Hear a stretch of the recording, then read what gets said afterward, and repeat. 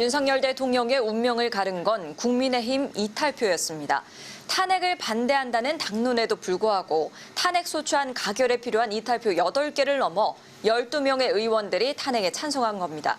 하지만 기권이나 무효표가 11표가 나왔고 국민의힘 대다수 의원들이 탄핵 반대편에 서면서 마지막까지 정치적 셈법에만 몰두했다는 지적이 나옵니다. 지윤수 기자입니다.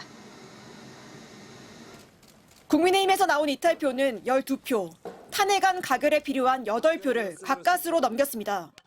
일찌감치 탄핵 찬성 입장을 공개한 7명 의원 외에 공개적으로 입장을 밝히지 않은 5명이 추가로 탄핵 찬성에 표를 던진 겁니다.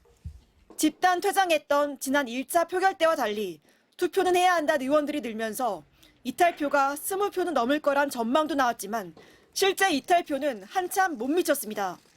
대신 기권이나 무효표가 11표 나왔습니다. 당론대로 탄핵의 반대표를 던지지도 못하고 그렇다고 야당과 함께 적극 찬성하지도 못한 의원들이 상당수 있었던 겁니다.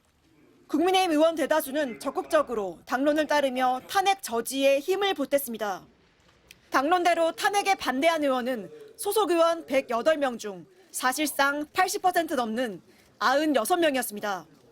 막판 의원총회에서는 탄핵안이 통과되면 지지자들의 눈물이 한반도를 적실 거다. 탄핵은 굴복이라는 반대 의견이 대거 속출한 것으로 전해졌습니다. 야권이 탄핵 소추안에 추경호 전 원내대표를 내란죄 공범으로 적시했다는 점을 들어 당 전체가 내란 공범 취급받을 수 있다는 우려도 작용한 걸로 보입니다. 지금 우리가 걱정되는 부분은 추경호 원내대표가 여기에 연루가 됐다라는 얘기 때문에 우리가 민주당의 흐름대로 가는 건 아닌 것 같습니다. 그래서 지역구 여론을 내세운 의원도 있었습니다. 대구가 지역구인 우재준 의원은 국민께 죄송하다면서도 지역 여론에 따라 반대표를 던지겠다고 공개 선언했습니다. 국민의힘에서 나온 12개 이탈표가 윤석열 대통령을 탄핵 심판대에 세웠습니다.